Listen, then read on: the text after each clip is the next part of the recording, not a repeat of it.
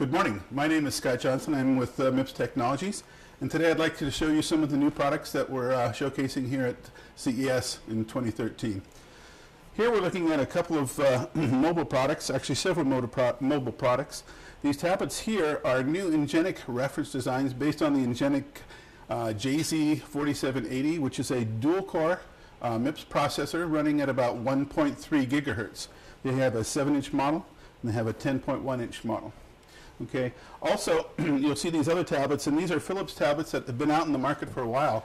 And the reason we're showcasing these here is we're now working with all the major game vendors, including Yo-Yo Games and Gameloft, Marmalade, all these vendors, and everything is now running on MIPS processors across this line of tablets.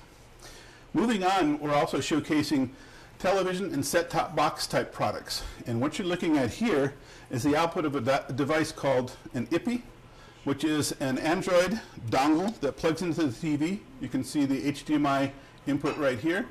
It gets power from the television, and you have a full Android-based set-top box that runs on any television that has an HDMI input.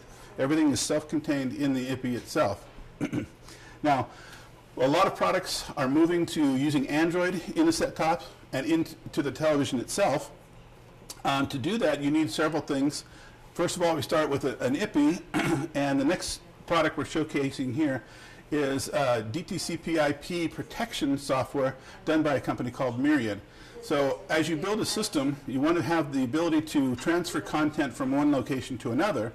However, you must do it in a protected manner so that the content providers feel comfortable with all their data and running through the entire system. Moving on.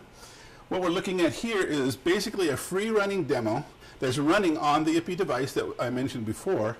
And this is some software done by a company called Fluffy Spider Technologies.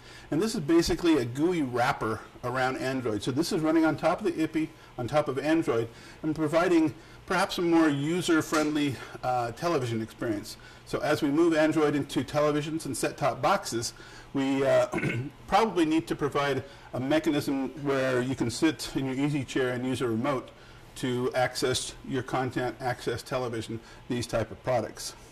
Along those lines, we have another product from Myriad that they call Alien View. And we're looking at the output of Alien View here.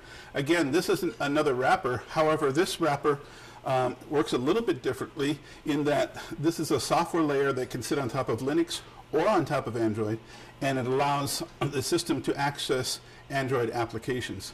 And this is quite useful to providers who have an existing television stack, have an existing protection stack that they want to maintain, but they can sit Alien View on top of that and be able to have access to the full range of Android applications.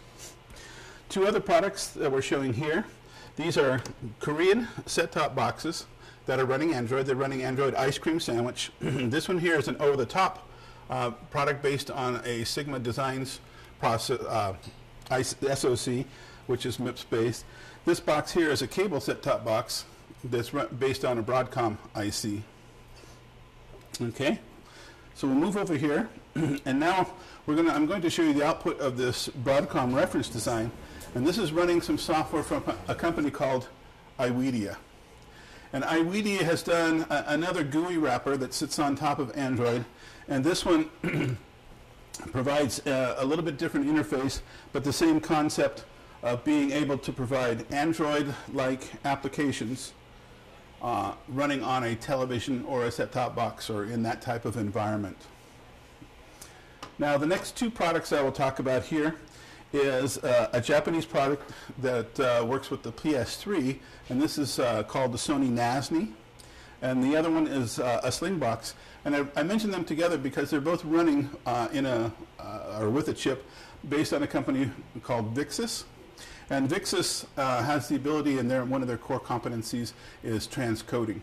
So this NIKE device basically turns your PS3 into a PVR. It has the ability to connect up to the Arrive television system, so I can record Arrive broadcast or store information on the hard disk. And the Vixis chip then has the ability to take that content and real-time transcode to another device. So say you have another device that runs as a tablet, it only runs one format, the NASNI will transcode that real-time, send it to your tablet, and you can watch your movie or your television show, whatever you wish to do. Based on the same sort of concept is a product that we have here in the United States, and it's called a Slingbox. Basically, the Slingbox connects up to your media provider, and typically it's going to be like a cable box, and then takes that content, transcodes it, and sends it out over the Ethernet. So I can run an application on any Android device, my phone or a tablet, and I can watch my television wherever I have an Ethernet connection.